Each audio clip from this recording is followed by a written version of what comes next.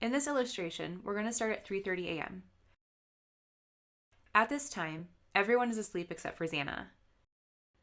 Looking inside the home, we can see where everybody was. Starting at the 3rd floor, we can see where Maddie and Kaylee were sleeping. Maddie was sleeping on the edge of the bed, while Kaylee was sleeping near the wall. As we go out and drop down to the 2nd floor, we can see Dylan's room directly under Maddie's room. Continuing across the living room onto the other side of the home, we see Xana's room. She's sitting in bed scrolling on her phone while Ethan sleeps next to her. Minutes ago, she had just finished ordering DoorDash and has all the lights on while she waits. The last roommate to mention is Beth, whose room is on the 1st floor, directly below the living room. As most of them all sleep, Kohberger pulls into the neighborhood for the first time this night at precisely 3:30 a.m. We know this due to a home security camera that captures the intersection and records the coming and going of anybody that enters that neighborhood. As we continue, Kohberger drives past the home and notices that all the lights on the 2nd floor are still on. He drives on and loops around the apartment complex building. Because of the home security timestamp, we're able to know how long it took to drive this path. On his first pass, it took him 2 minutes and 38 seconds, and this is him leaving on the first pass. Now let's look at his next 2 passes and record the times. This is pass 2 of him entering and leaving. And now this is pass 3 of him entering and leaving.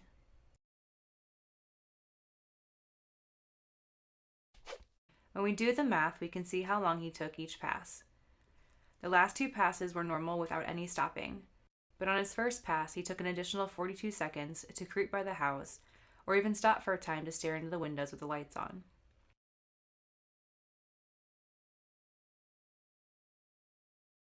All this information has been coming from camera A, but there is a second camera located behind the apartment complex building, and we're going to call that camera B, located here.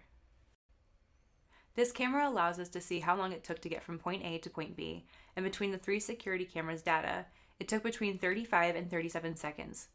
What this means is you didn't stop or park somewhere or go into a different direction. He simply drove straight from point A to point B at regular speed.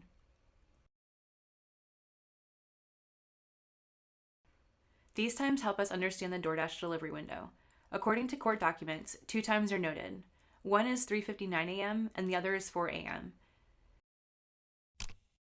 Bringing back our passage chart, we can see that the DoorDash time of 3:59 happens after Kohberger has left the neighborhood and before he returns for his last pass at 4:04. It is possible that the DoorDash driver saw Kohberger as he was parking his car, because a timestamp of 3:59 could be reflected when he took the photo of the food at the front door instead of the time he arrived. So it is possible he witnessed Kohberger staring at the windows as he drove by.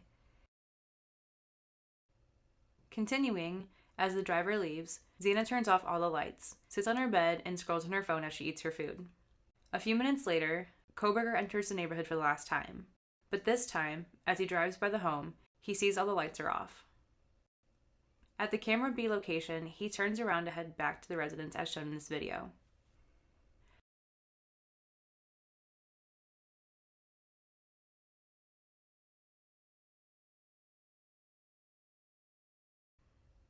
When he returns to the front of the house, he does something unusual, so much so that it's noted in the arrest affidavit. On page 6, it states, "When the suspect vehicle 1 is in front of Kings Road residence, it appeared to unsuccessfully attempt to park or turn around in the road." It goes on to say that he continued onto the intersection where he did a 3-point turn.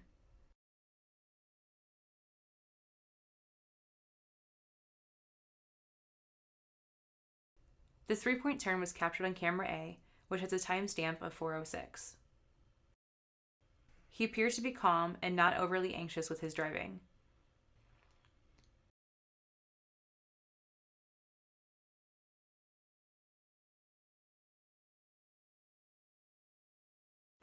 As he heads back in the direction of the residence, he takes one last look at the windows to make sure all the lights are off. As he begins to drive around the end of the apartment complex, camera B records the time of 4:07. Fast forwarding a little bit, Kohberger drives to the back parking lot away from other residences.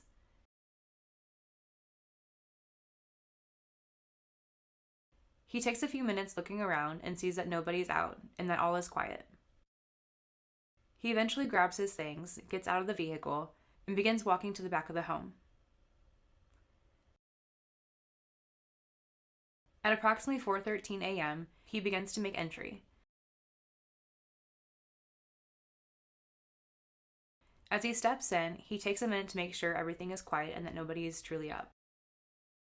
He walks to the entrance of the living room and looks around.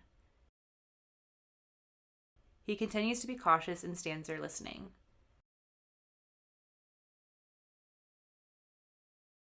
Feeling confident, he continues upstairs.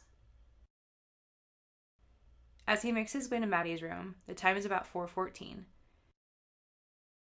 Meanwhile, 2 minutes later, Xana takes a break from TikTok and walks into the kitchen. Evidence shows her activity on the app stopped at 4:16. As she enters the kitchen, she's a little shocked to see the sliding glass door wide open. And at the same time, she hears a serious commotion going on upstairs. A source revealed that Xana's phone recorded steps and elevation change, which is how it's known she went to the kitchen and the third floor. When she walked up to Maddie's doorway, she interrupted Kohberger, who had just finished an intense battle with Kaylee, who fought back violently. After a second or two, he notices her, and then she turns away. Being dark, Xana didn't realize what she was seeing other than a shadowy figure. Out of fear, she quickly leaves. A single source, unaffiliated with the media, claims Kohberger injured Xana on the third-floor hallway, leaving evidence of blood there. But this single source of information has not been validated by any more sources. Continuing, Kohberger, without thinking, pursues her all the way to her room, not realizing he had dropped the sheath of his knife.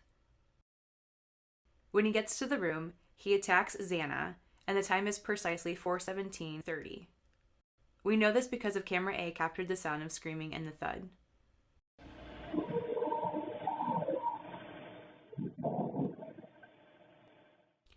After attacking Xana, Kohberger focuses his attention on Ethan and attacks him while he slept.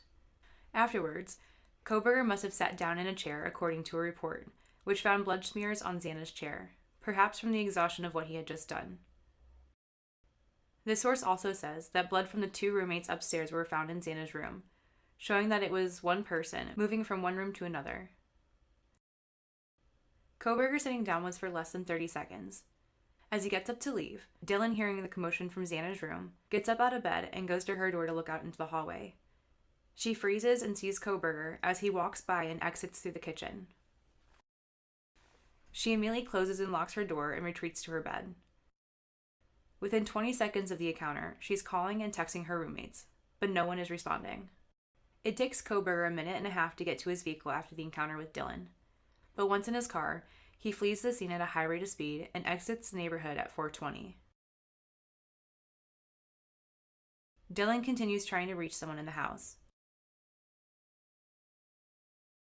And after 3 minutes of trying, Bethany wakes up in response to the calls. They converse for 3 minutes, and then Beth convinces Dylan to come downstairs. The time is now 4:26 a.m.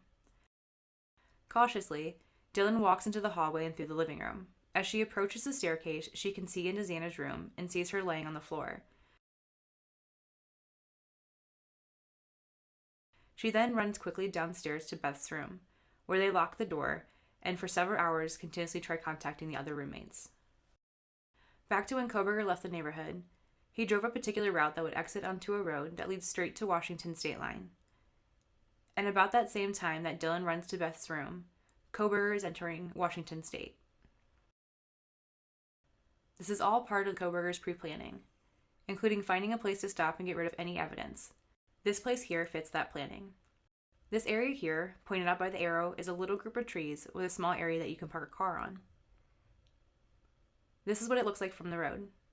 At 4:30 in the morning, while changing clothes and getting cleaned up at this location, one could feel completely safe while being able to see the headlights of a car coming from miles away. As this pivots around, you can see how this is out in the middle of nowhere, and a pre-dug hole near some of these trees would hide forever any evidence that Kohberger was trying to get rid of. It's important to remember that Kohberger was studying criminal behavior and the legal system. This would have motivated him to plan things to the smallest of details, like plastic on the seats to conceal DNA, or crossing state lines because the jurisdiction of one area would take hours to get assistance from the other. He's also smart enough to know that this 10-minute stop would likely never be on the radar of the authorities, especially after he crosses back into Idaho and then turns his phone back on. Let's pick back up where we left off at his 10-minute stop. He continues on with his plan, knowing that he's completely cleaned up and that there's no evidence to tie him to any of the crime if he were pulled over at this point. After getting on Highway 95 and turning south, he turns his phone back on at 4:48 a.m. This section of Kohberger's travels comes from his cell phone data extraction.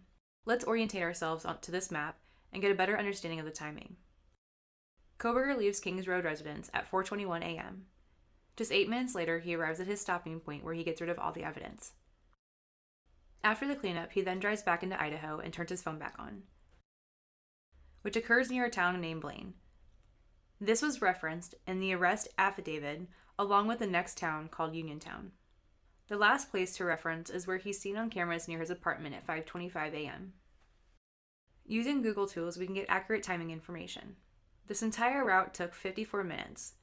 If we add the 10 minutes stopping time to that, it would be an hour and 4 minutes. Now, if you add that hour and 4 minutes to the time he left King Road, it would equal 5:25 a.m., the same time the camera captures him on the cameras near Washington State University. The last thing to compare is this part of the route, which has a reported time of 38 minutes to drive without any stopping. Bringing back the time record and adding in the second leg information of 38 minutes, we can now add that time to when he turned his phone back on, which was at 4:48 a.m. After adding the 38 minutes to that time, it gives us 5:26 a.m., nearly the same time that was captured on the campus cameras.